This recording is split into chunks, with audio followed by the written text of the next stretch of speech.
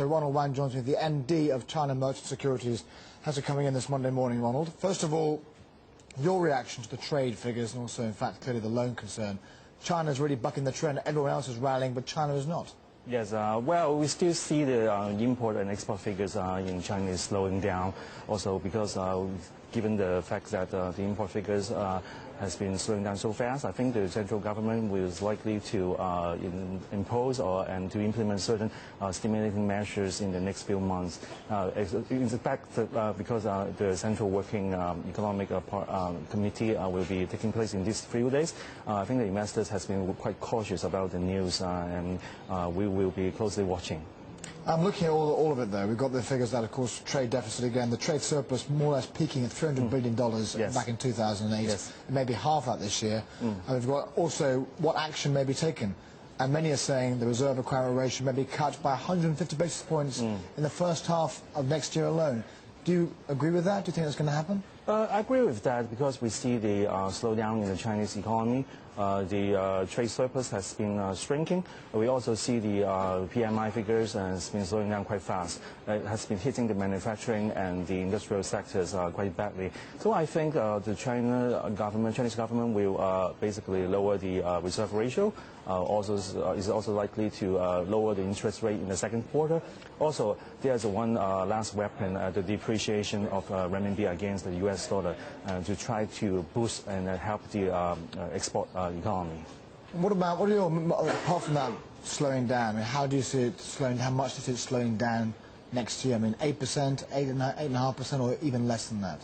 I expect the economic growth this year will be something like 9.2%. In next year will be something like 8.5%. So there will be some sort of slowdown, but not too drastically. But I think the Chinese government is trying to stabilize the economy so badly, and I think that they will do something about it.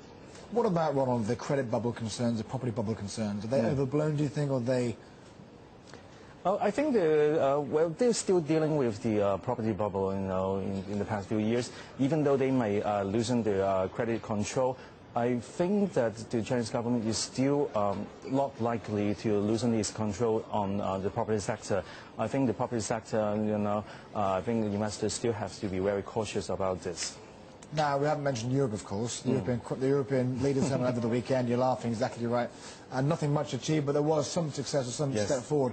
How do you think that the Chinese leaders will react to this? Do they think scratching their heads, or do they feel better this morning? I think they still have serious concerns about this, because even though EU is taking a step towards the fiscal union, or taking certain steps to basically cut the debt or control the debt growing, but still nothing concrete has been coming up.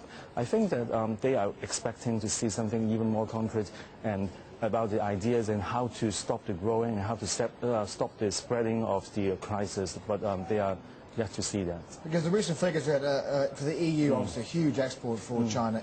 Shipments from China rising 5% year on year. That is a quarter of the pace in July and August.